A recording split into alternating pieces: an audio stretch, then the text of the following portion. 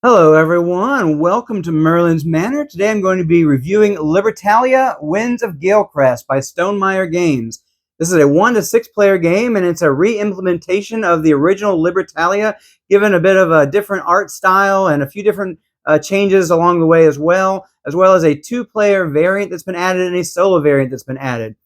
Okay, let's start out with a gameplay overview. Each round you're going to put out loot tokens based on the number of players. And the first voyage, you're going to have 4 turns, then 5, and then 6. And so you're going to set out the appropriate amount of tokens for that. And then you're going to each get 6 cards. They're all going to be the same cards for each person.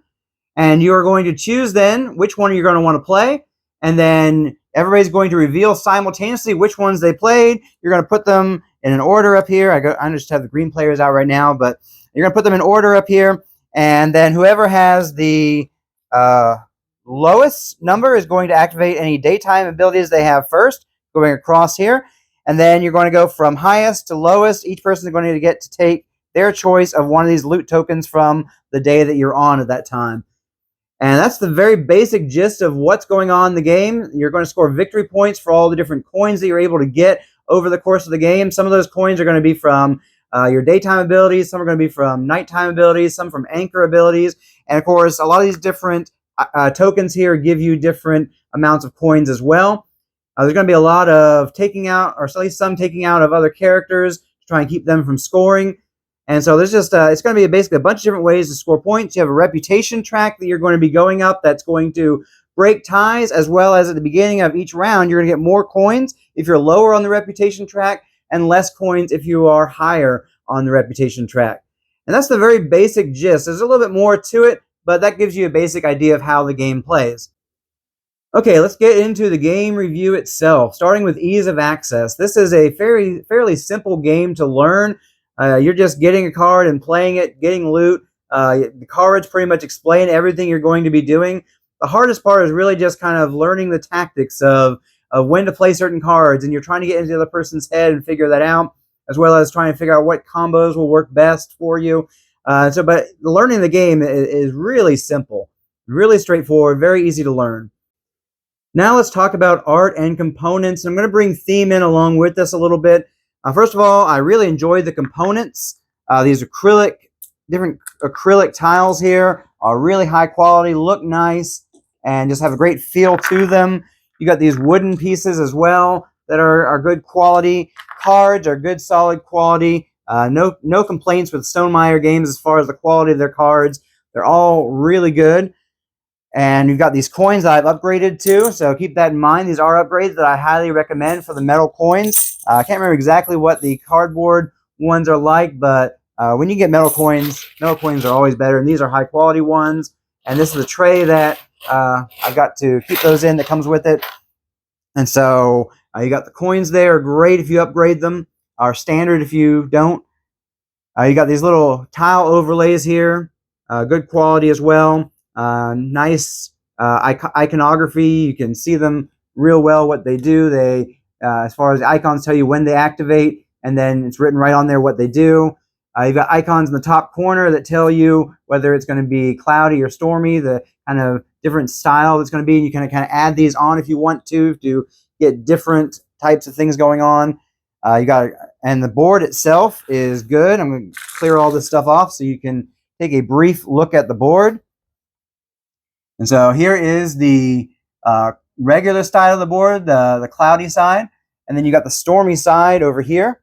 Looks very nice, and so enjoy the artwork there on the board.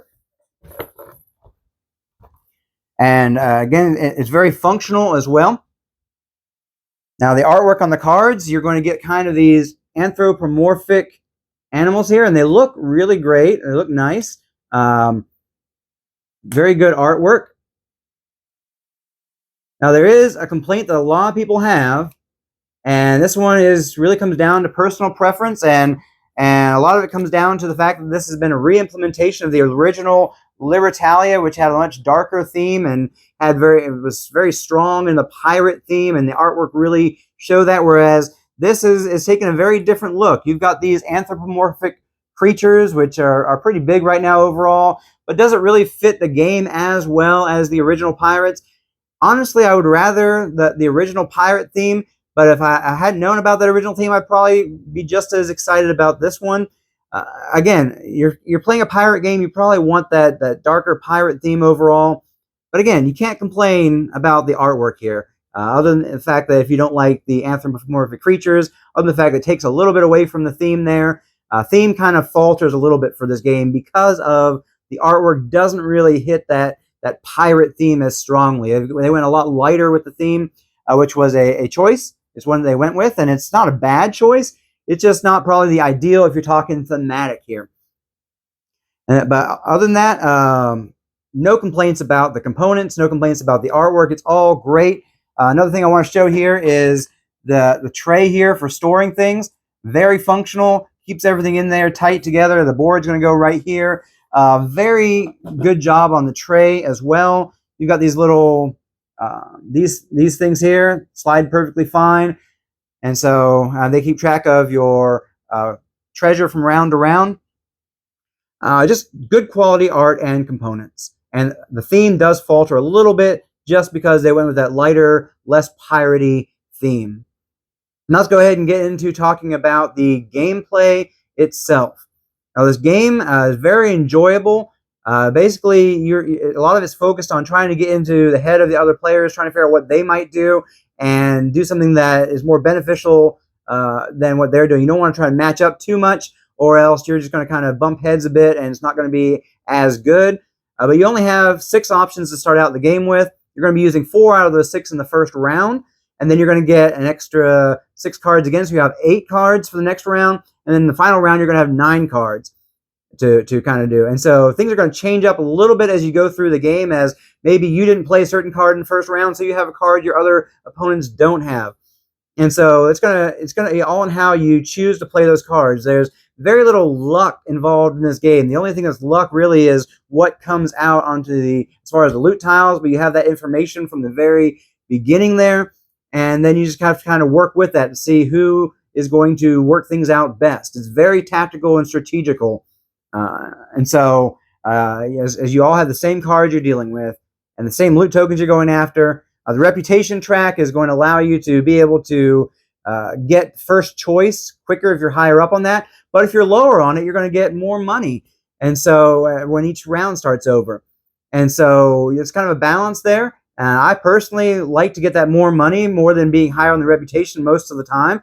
Although there are some cards that give you that strategy of getting higher on the reputation, and then you play another card and it's going to bring you down and get you money for each place that you went down on the reputation track. And so there's all kinds of cool ways that you can kind of manipulate the reputation track a little bit as well for your benefit. There are different types of abilities on the cards, daytime abilities, which are going to trigger first thing. And then you've got dusk abilities sometimes. Then you've got nighttime abilities, which you're going to want to try and get those out early so that you can keep getting them all throughout the journey as you go through the different days there. And so there's a lot of strategy in how you're going to play those cards and how you're going to try and offset how your opponents are playing those cards, play them at a better time to be able to get maybe the better loot that you want or to better utilize those abilities. And so I enjoy the gameplay very much. Okay, let's talk about the 2-player and 1-player variants real quick. The original Libertalia only played 3 players and up. This one adds 2 and 1 players. The 2-player variant, you're going to add in this midshipman, which if you are if your character is directly to the left of the midshipman, the character's opponents remove a loot token from the current day. And so that's going to kind of change things up. You're going to originally put 3 tokens out, even in a 2-player game, and then you're going to be getting rid of one of those. And so you may be able to stick somebody with a relic if they're on that side there. And so it adds a little extra kind of thing to think about when you're playing your characters out. You don't want to be the one that's directly to the right of that if there is some sort of bad token that you don't want to get there. And so that's something extra to think about. Although I don't really find that the 2-player variant is that strong. There's a reason this game was originally a 3-player game. They did their best to incorporate a 2-player version in here, which it works. It does okay. It's just not as strong as playing with 3 or more players. And so while it does the job, it's not one that I highly recommend. If you're getting the game mainly to play 2 players, it might be a skip for you. Now, talking about the 1-player mode, I really enjoy the 1-player variant in this game. It adds a few extra wrinkles. First of all, you are playing against an automa, as is typical for a lot of the Stonemaier games when it goes for the solo modes. And the cards for the automa deck are going to be 2 bi-directional there. And so the purple there is the automas, and the orange there adds in a 3rd player of sorts, which is the pilferer. And it's not really a player. It's more like a character that just kind of gets in there and takes some of the loot tokens, sometimes blocks some of your abilities from triggering, like the beggar. Says that you'll get money for, I think, 2 coins from the player that's furthest to the right, but if this is furthest to the right, your ability is not going to trigger from that ability. And so it adds this little extra wrinkle that you don't know what's going to come up. It's kind of the wild card in there because it's not going to match any of the cards that are in yours or the automa's hands. The automa's still going to have the same hand that you have, but the pilfer is going to be completely different. They're going to be ones that aren't in your hands ever. Because what's going to happen, you're going to draw cards for the automa, and then you are going to then flip over a pilferer card, and so that's going to go in there, and it's going to take a loot token at its appropriate time. If it's a high card, then it's going to take one of the good loot tokens, and then automa is going to come in and take the better loot tokens. It has like a list of the different tokens it wants to take. I don't know where my player aid went to, but it basically gives you an order of which ones they're going to take, starting with the best, going down to the worst, the relic, of course, being the last one. Only if they are absolutely having to take that will they take it. And so adds a little extra in there. It's interesting. I have a playthrough that is up on my channel if you want to check that out to see if you would enjoy the solo mode and learn how to play it. Go ahead and check that out. At the end of this video, I'll have a link to that. So there's the solo mode. I enjoy it. I still think this game is strongest at 3+ players, but I enjoy the solo mode better than the 2-player variant. I think it gives a little bit better of a challenge there. Now let's go ahead and talk about replayability. This game's got quite a bit of replayability for something that doesn't have a lot of variation to it as far as setup and different things. You do have some variation in setup. You've got 2 different sides of the board, the cloudy side and the stormy side, which each has different abilities down here for the different tokens that you're going to pick up, the different loot tokens. And so this is the cloudy side here. The cloudy side is supposed to be a little bit kind of a gentler type of thing, whereas the stormy side is rougher kind of things happening there.